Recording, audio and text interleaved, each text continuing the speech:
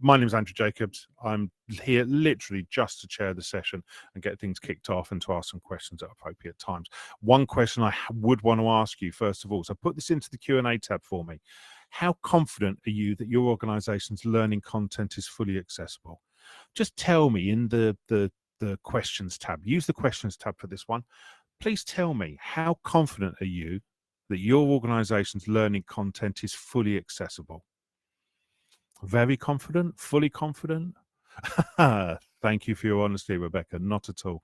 First person. Callum isn't confident. Please tell me, how confident are you? This is really interesting for us, because obviously having a sense of how confident you are is useful. Not very. Reasonably, says Ian. Janine, 4 out of 5. That's interesting. Somewhat, Lauren. Now, somewhat could be good or could be bad. And could be better, says Chantel. 80% says Renee, not confident. Right now, it's not be working towards, which is why you're here, Marion.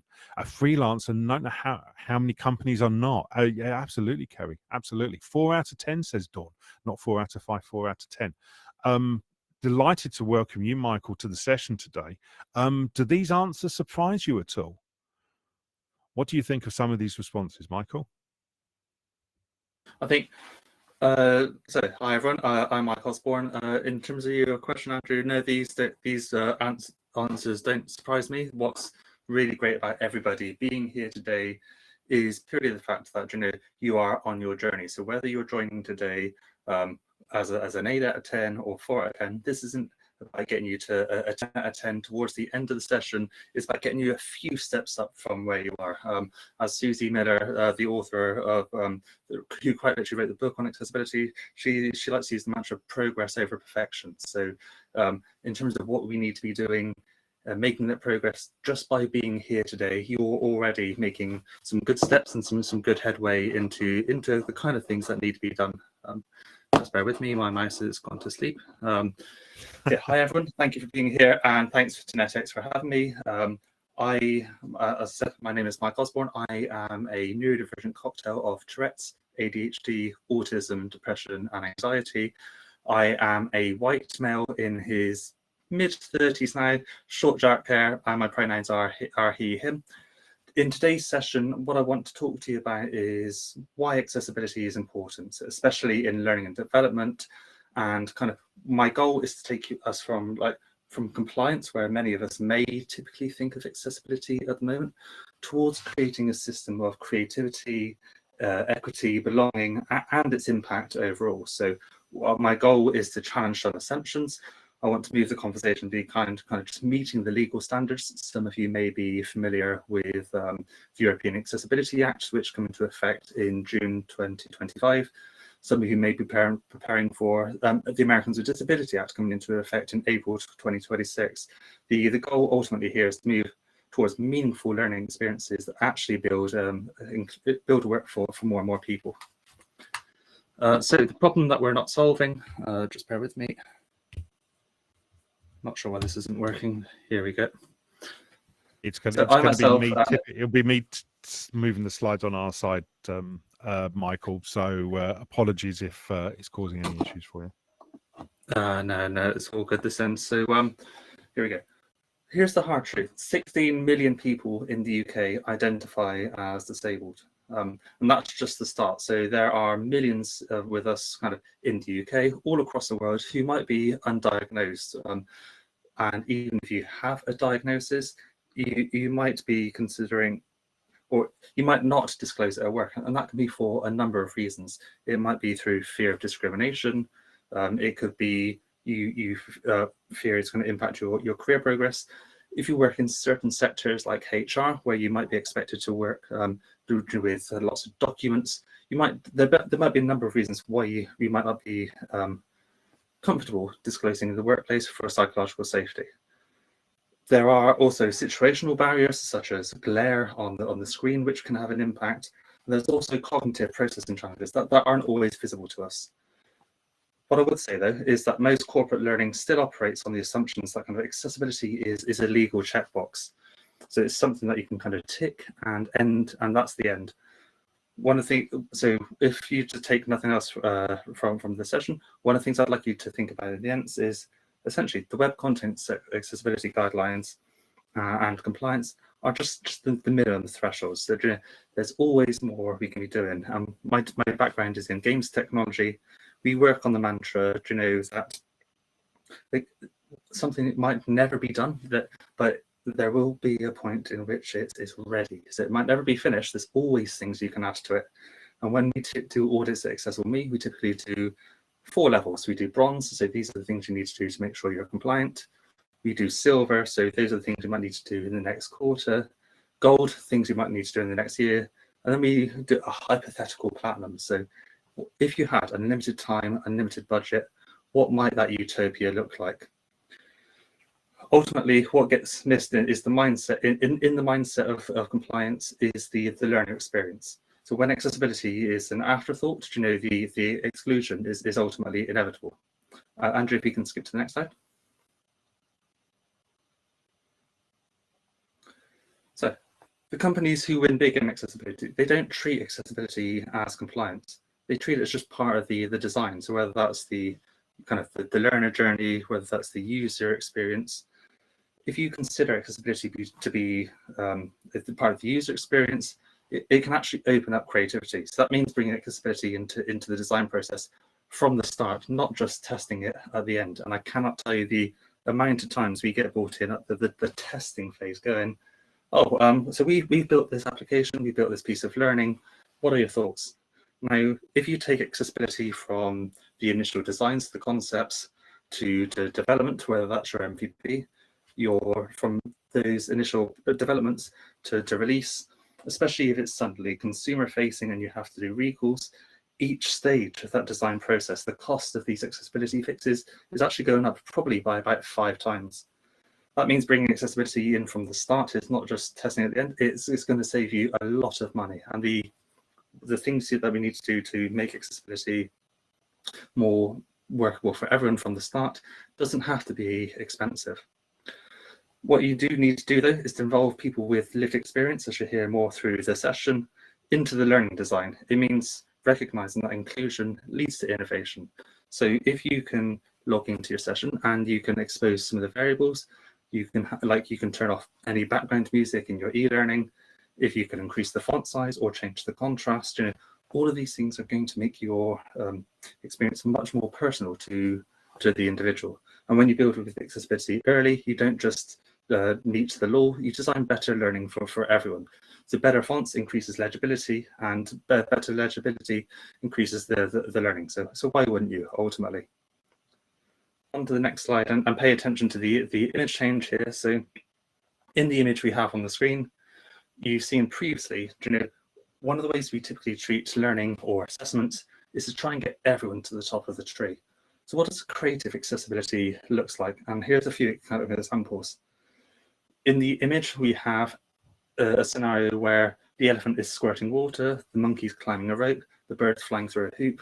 And what this is doing here is recognizing that we're all different. Of course, it's a metaphor, but whether we are neurotypical or neurodivergent, whether we are disabled in other ways, we all have our current expertise. So Braille overlays, they work not just because most people need it, but because the few that deserve the access. I'm writing a book at the moment, and one of the reasons I want to consider Braille, as opposed to just audiobook alternatives, is those of us who are parents deserve the ability to read to their children just as anyone else would.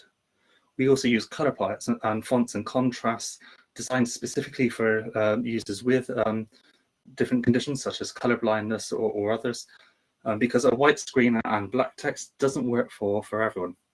And we can build empathy-based scenarios in our training, ultimately because accessibility for us isn't a technical task, it is a human one. And Andrew, if you can move on again.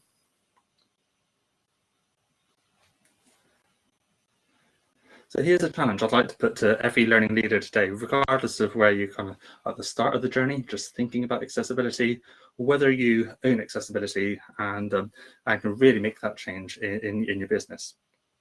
Are you designing with neurodivergent and disabled people in mind right from the very start? If one of the ways you could position this in business is when you have those learning outcomes, rather than just evaluating and saying, do we hit each of these learning outcomes? Challenge yourselves and go, okay, who might not be able to do this? if you ask yourself that question, who might not be able to do this interaction in our e-learning? Who might not be able to answer the questions in the chat or come off mute and be able to speak? Maybe if I have a stutter, for example, I might prefer to write in chat just because I have nervous in terms of speaking to other people. Have you created an environment where choice is kind of central to that learning experience? If your program isn't designed for people on the edges, such as those who are deafblind, for example, it's not truly designed for everyone. And accessibility is strategic. It shouldn't be an add-on. So try and get into that design mindset if at all possible. And Andrew, on to the next one, please. So before we move on to the other sections, I just want to kind of give you a few reasons why this matters to me. So accessibility is ultimately how you put your values into motion. So it's all good having the accessibility statement on the website. It's also good to say, oh, we're an accessible company, or we're an equal opportunities employer. But we need to do better than just making our training on accessibility accessible. We need to make sure that the leadership training is accessible, accessibility at all levels. When we design for inclusion, we're not just helping people with disabilities, we're improving the outcomes for everyone. So whether you're a busy parent doing compliance training at 10 o'clock and you've got your children to sleep, or whether you're a new employee accessing the content on your mobile device, accessibility matters for everyone. And with that, I see we're on the Q&A screen. If anybody does ask any questions, Andrew, if you could help me field those, I'm very happy to take those questions and answer. And thank you everyone for listening so far. Apologies, Michael. I caught my mouse because I'm winding off about 3 screens here, everybody, and my mouse clipped on the wrong screen. So that's why I took it to the Q&A. So apologies if anybody thought, oh, Michael finished that really, really quickly. Apologies, everybody. If there's any thing further from this that you want to pick up, please do let me know. Questions. I haven't seen any questions. Fairly quickly. Yeah, go ahead. Go ahead. I'll say I have finished fairly quickly. So if anybody does have any other questions, this is your time. You have made yourself available to the session, and let's make sure we leave with those answers, whether that's now or towards the end of the session. We do have a question from Chantel, actually. Thanks, Michael. Where would you say is the best place to start with accessibility? That's a fabulous question. Where do you start with accessibility? Place to start with the accessibility is kind of at the brief. So if you can have any information on who's joining your session, it's always a great place to start. So if you know you have somebody who is kind of hard of hearing, you can put certain things in place. If you have anybody who has cataracts or tunnel vision, you can put things in place. So one of the things to think about is like, if you have that information to do it. But a great place to start is just trying to be designing accessibility right from the start. And one of the things I would say is, if you download our accessibility checklist, for example, or even build your own, try and use that checklist at every stage. So once you are doing your design, even the wireframes, if you can go through this checklist, go, okay, where might I be putting barriers in place? A great thing to do would be to consider using accessibility personas. And if you Google accessibility personas, you'll see some of the examples on the website. Before you sign off on that design, before you sign off on the wireframes to take that to development, before any code's done, before you drag and drop anything in Articulate Rise or other platforms, just make sure, am I unintentionally putting barriers in place here? And just go through that same checklist at every stage of the process, and talk to people with different disabilities.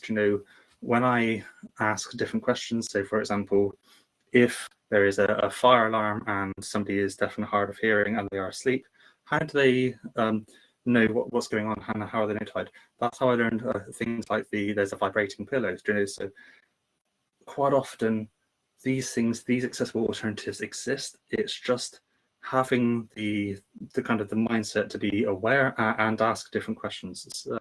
So just approach a design from an early mind and do it right from finding out who this is aimed for, and at every stage. But typically if you can do it at the design before you've built anything at all, that's a great place to start. Sorry, a bit of rambly answer, but hopefully it answers the question. Don't worry, Michael. Thank you. Taylor, I love that question. I'm going to pick that one at the end because I think that there is some stuff that will come up from the second part of the stuff that we're going to go through with the NetX team. I love Renee's point about Oliver McGowan, and it is fundamentally that lived experience, and we need to dive into that lived experience. I think you're absolutely spot on. Rebecca's asked for the accessibility checklist made available. I will get that link for you, and you'll have that at the end of the session. And she's also asked about recommended tools. Again, we'll pick that up at the end, Rebecca, as well, with further questions. Thank you, Michael. Awesome stuff to kick us off with. It feels like, we could do half an hour on you, mate. But I'm so fortunate. I could easily go all day, but you could easily Thanks go all day. Yeah. No, thank you, Michael. Christina, are you there in the background? Hopefully you're in the background and in the room. So you are. Fabulous. Please put your camera on so that people can see you.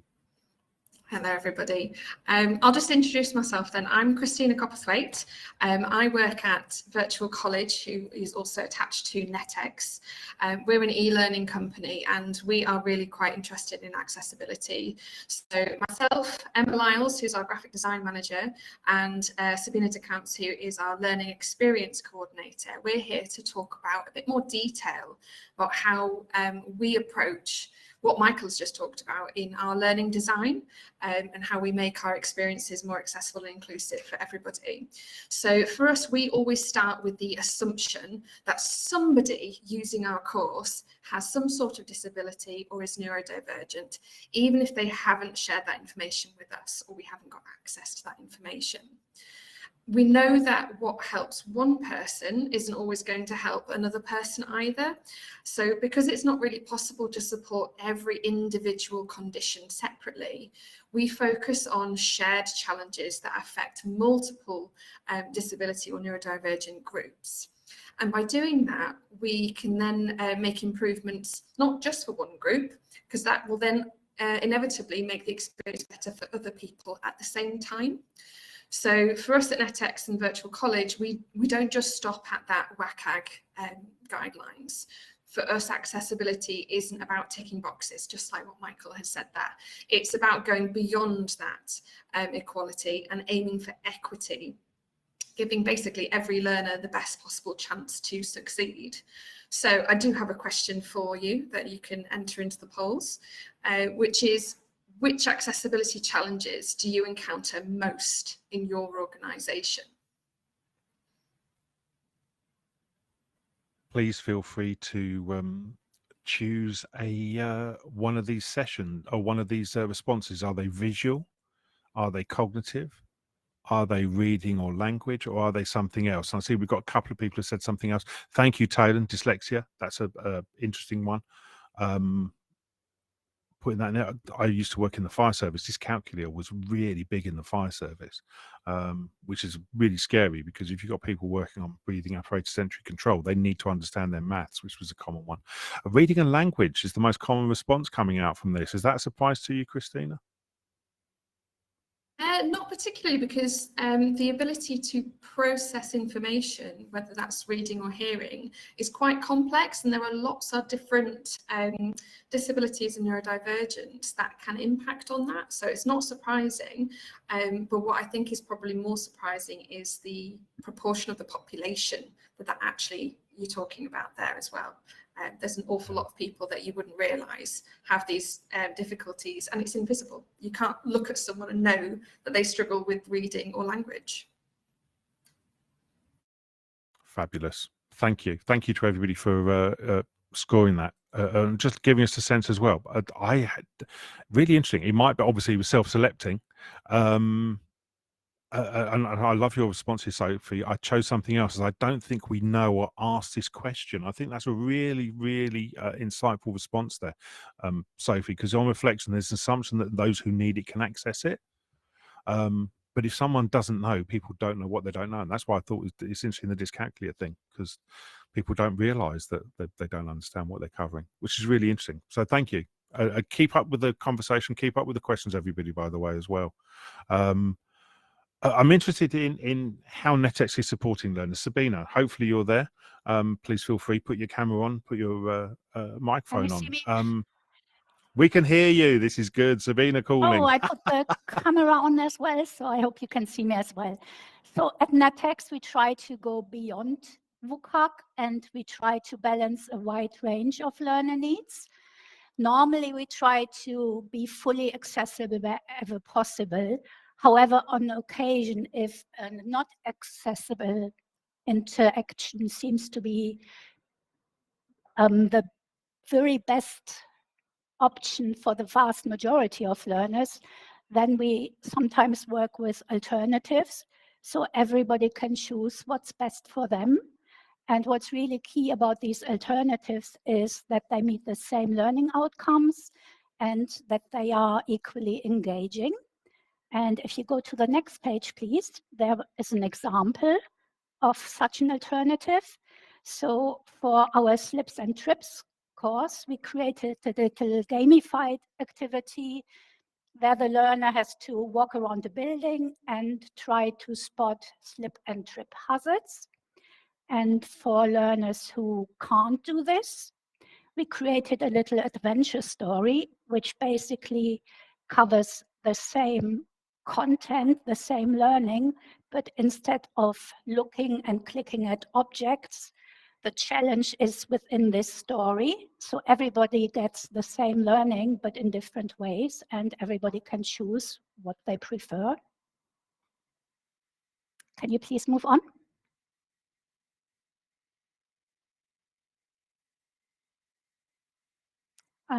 Christina, that's Thank you, you, Sabina. It's Emma now. It's Emma. Yeah, we've moved from one speaker to another. Emma, you want to talk to us about some human-centered design? Hi everybody, so I'm Emma. I'm the graphic design manager here at NetX in Virtual College. I myself am dyslexic and I struggle with more writing, the classical spelling issues, obviously, as well as memory. One thing, my short-term memory is absolutely appalling. But one thing I want to talk about is the human design process that we implement at NetX and Virtual College. So what it means is when we're creating a piece of e-learning right from the beginning, so from the examples that you've seen that Sabina showed, what we do is before we even get that far, like Michael said, we start right at the beginning and we implement human-centered design. So that means we prioritize the needs and preferences, as well as any potentially limitations that our learners throughout the entire process. So from scoping and planning right to the final delivery. So for us, accessibility isn't like an afterthought that we do at the end. It's embedded from beginning to end.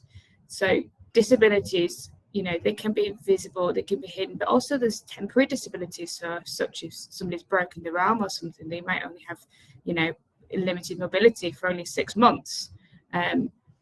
We kind of focus on the common challenges and barriers that affect these multiple groups of people, because we know that if we just do it for one group, it can improve the experience for those who potentially also face the biggest obstacles. So we often make it better for everybody by just trying to kind of cast a wide net, if that makes sense, and focus on as many people as we can to make it as better for as many people as we can. So what's powerful about this approach is that accessibility isn't just about meeting the minimum requirements, it's about improving quality for the whole learner experience. So if you, next slide please, Andrew.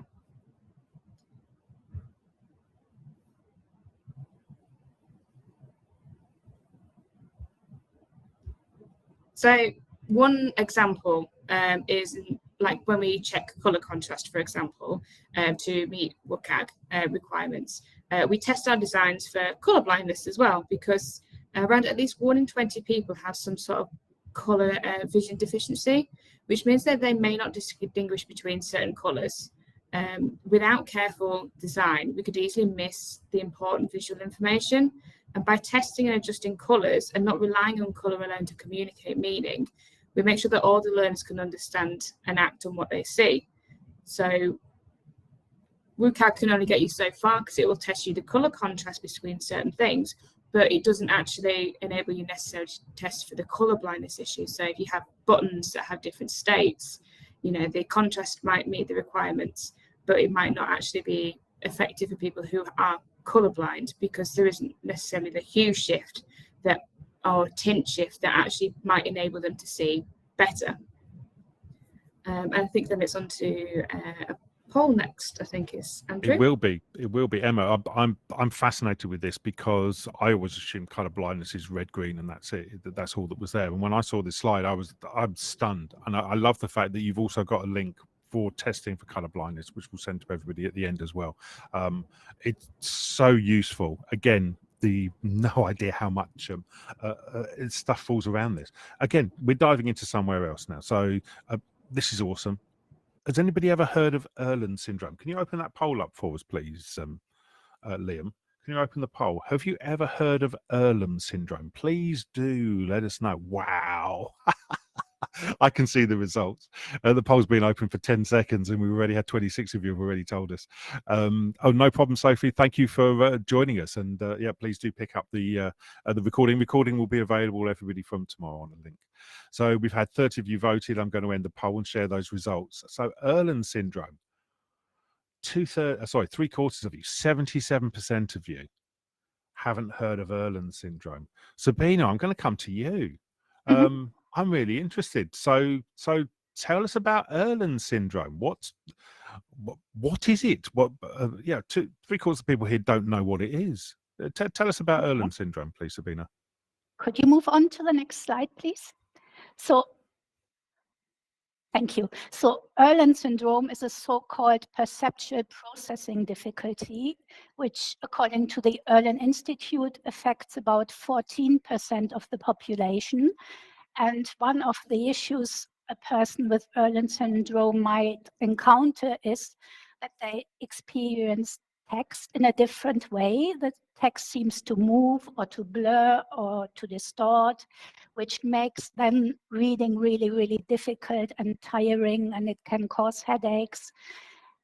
A typical solution to help somebody with Erland syndrome would be to use colored overlays, filters, screen tints, but unfortunately they do not always help. And another thing is many people with Erland syndrome do not even know that they are affected by Erland syndrome. So they think, if you could move on to the next page, please.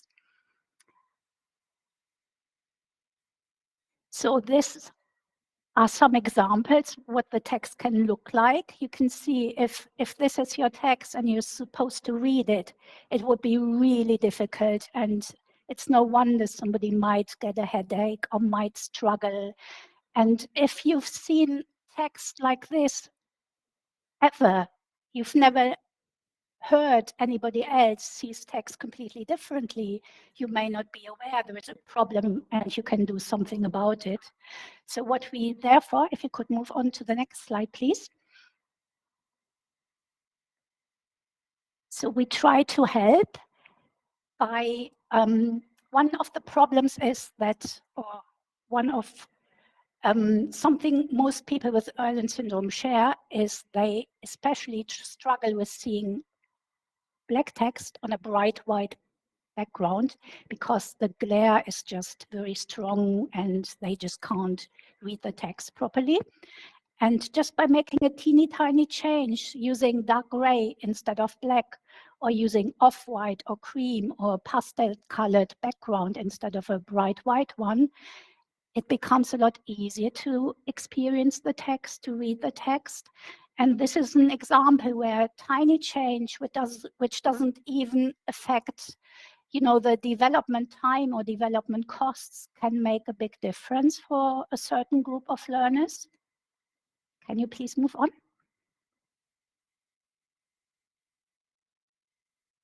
Thank you, Sabina.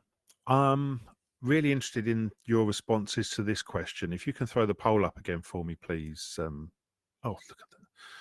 He's ahead of me. Liam, you're ahead of me all the time.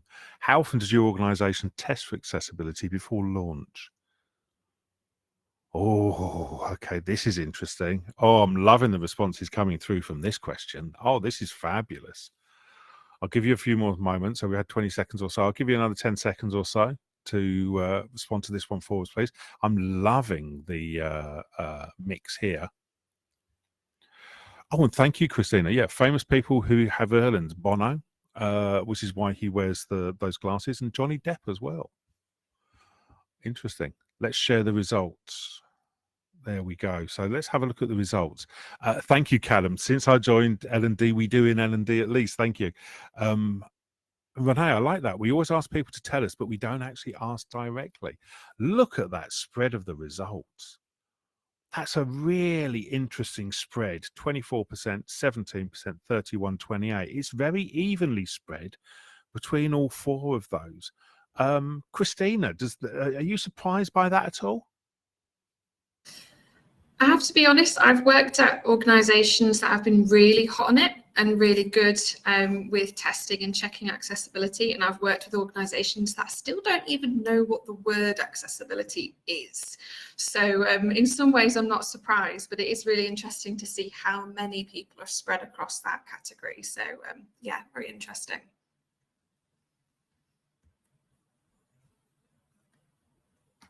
Do you want to fill us in on some of the stuff around the reading changes, Christina, please, in relation to things like dyslexia and low literacy and so on? Yeah, so earlier, obviously, in the poll, people were saying that reading and language seems to be the most common issue that people struggle with. And it doesn't really feature much in the WCAG standards, but it is something that is really important for us to all think about. So many learners will struggle with reading for different reasons. It might be dyslexia, it might be low literacy levels, it might be that English is not their first language, it might be an additional language for them. So a lot of e-learning and hybrid sort of blended learning is quite text heavy. So we do need to design with these learners in mind. So some of the changes that we make are sort of recommended by the British Dyslexia Association, and they include the things on screen here. So keeping sentence structures short and simple, avoiding jargon or idioms or culturally specific references, using glossaries for specific terms or unfamiliar terms. We provide visuals to support with understanding, and even just adjusting the text format itself so that it's a clear font, it's the right kind of size. There's sort of generous leading and paragraph spacing around the text as well. And those steps don't just help those who struggle with reading, because actually they make the course easier for everybody, even if they don't typically struggle with the reading. So I think Sabina's got a few more examples to help us now. Yes, here are a few more very simple but effective adjustments which can make a big difference for many learners. So one is creating downloadable memory aids. So this is basically just a simple document with simple instructions and some visual support, maybe a screenshot, maybe some other imagery. And these are especially useful, for example, for software courses, or if a learner needs to learn a complicated process and needs to follow the steps of this process in exactly the right order. And if somebody, for example, struggles with memory, they would find this very, very difficult to do, especially once the learning has finished and they are sitting there on their own. So if you provide a memory aid, they can just save it or download it, print it out, and then keep it close by and do what they are supposed to be doing. And another thing is to include lots of opportunities to reinforce knowledge, so little activities, and also making it very easy to move around the learning. So if they forget, they can go back to a previous slide to refresh their memory. Or some learners find it easier to first get a bit of an overview because they have a more holistic way of learning and thinking. And once they've got this overview by looking around the module, then they are in a much better position to go back to the start and work through the details. And other things are allowing learners to work at their own pace as much as possible, avoiding timed activities. And again, these are lots of very simple options which make life easier and learning easier for many learners. Can you please move on? And that's really the point, isn't it? Making it easier for our learners. So everything that we've talked about so far today applies across the board. So we apply all these principles into our catalogue courses at Virtual College and with the projects that we create in the NetX studio, because we know that plenty of organisations can create courses that meet accessibility standards, but for us we really want to go further than that wherever we can. So going back to what was said earlier, equity as well as equality. Just like you, we care a lot about the people taking our courses, and we want all of them to have the best experience possible. But going back to even what Michael said earlier on, we don't get everything perfect all the time, but we are committed to learning, improving, always putting our learners first at the end of the day. I think Sabina's got some more information about NetX now. Yes. So what we do at NetX Learning Solutions is we offer advice, we offer consultation around accessibility. We are able to develop e-learning to various standards, so the Web Content Accessibility Guidelines or the European standards or the public sector bodies accessibility regulations requirements. And we are also able to focus on a specific disability group if required. So, for example, a while ago, we worked with a charity supporting blind and severely vision impaired people, and they wanted us to develop their learning screen reader user first, because a vast majority of their staff were vision impaired. And this was really, really fascinating to do it the other way around. Instead of thinking about screen reader users in addition to everybody else, they were suddenly the focus of the whole learning, and that was really very interesting. Can you move on, please? We try to do very similar things in Virtual College. So we're actually in the middle of revamping our entire catalogue of courses to make them screen reader friendly, but also considering all backgrounds and contexts when writing compliance content for different businesses, and also allowing our customers to mix and match modules to create their own bespoke learning pathways. So there's a lot that we're trying to do to improve our offering as well. We're not perfect, but we're definitely on the journey to making things better. Now, on the next slide, we have got a summary of the key things that we'd like everybody to take away with them from today. So just thinking about what's your first step, what's the next thing that you're going to do, try and go for equity rather than just equality. It's not just a tick box exercise. It's something that is going to be helping everybody going forwards. And we'll send you some more information after this session to help remind you of some of the things that we've talked about, and also to give you some more information to find some websites that you can go to get more information, etc. But that's it. So thank you. Awesome stuff, everybody. Really, really awesome stuff. I looked at the slides when the team sent the slides through to me, and there was just so much stuff that I hadn't heard of, and some of the questions and so on. It's like, it makes so much sense to me. We've got some questions in here. I'm going to go back to that question we had before, which was the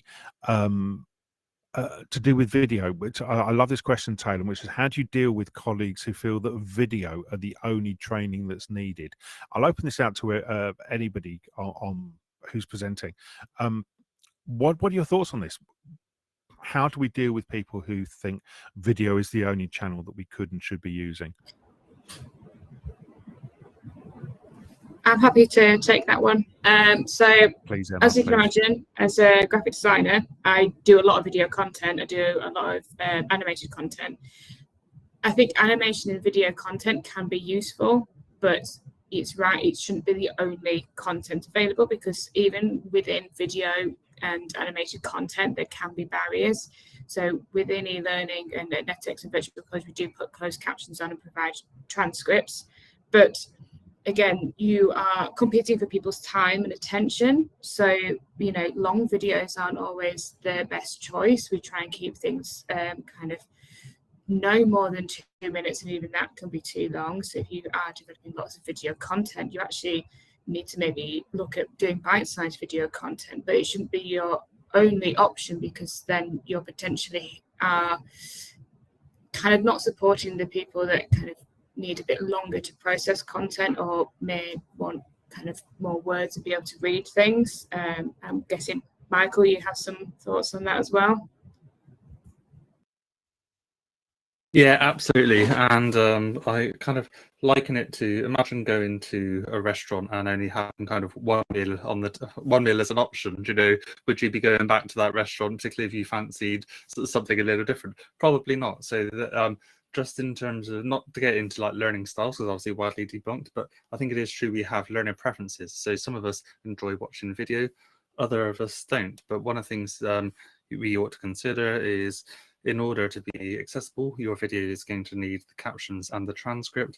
Well, if you're doing that anyway, why not have it available in other formats? Why not, you know, add imagery to that to make it engaging otherwise, and iconography? You know, if you're already putting the work to meet those objectives anyway, why not go that extra little step? And if you're not providing captions and alternative text, you might as well not be doing it at all, because the platforms such as, like, the way the search engine optimization works is the Google's bots, they are blind bots. They cannot see your content, they cannot hear it. So if you don't have those accessible alternatives in place, you're missing a trick on kind of indexability. Similar is true on Instagram and social media. You know, making your content as accessible has a whole host of other benefits, kind of. So yeah, that's my 2 cents. Awesome. And it's something I hadn't realized. Podcasting is the why transcripts are so important, and there's so many tools that can do this stuff for you now, which is really interesting. A couple of comments that we've had in there was a question there: could we have the accessibility checklist? I pasted that link in there. And Rebecca, you've asked, are there recommended tools that we can have as well? Now, the good news is that we have a list of all of the resources. The bad news is I'm trying to paste these as links into the chat, and it won't go into the chat. So you will get the slides, and when you get the slides, that will you'll have the links in there as well. I'm happy to answer Marion's question actually in the chat there. I So was just Marion about to was dive in asking- there. Yeah, authoring tools. I was just about to ask that one. I knew there was one more question I wanted to pick up. So if you could do that one for me, Christina, that would be awesome. Thank you. Yeah, absolutely. So it's a really good question. There is no perfect accessibility platform or authoring tool. If there did exist one, then I'm sure we'd all be using it. But to be perfectly honest, it's about how you use a tool, not what tool you've got. I've seen some pretty horrific things in what are supposed to be quite easily accessible tools and platforms, and I've seen some amazing things done with basics like PowerPoint. So it's about how you use them, what provisions you're putting in place, the language that you're using within it, etc. So it's more about upskilling yourself. How can you design accessibly with the tools that you have, rather than what tool is going to give you a quick fix solution, if that makes sense. Yeah.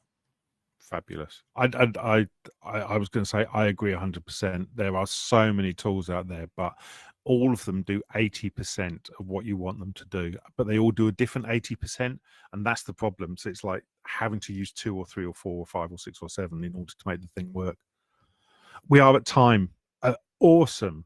Thank you to everybody. Please do use the reaction tool, give them a thumbs up, give them a round of applause if you think that was a good session, give them a heart if you think that was good as well. And look at this, people are putting the comments here. Look at this. I love this when we get reactions. Thank you, everybody.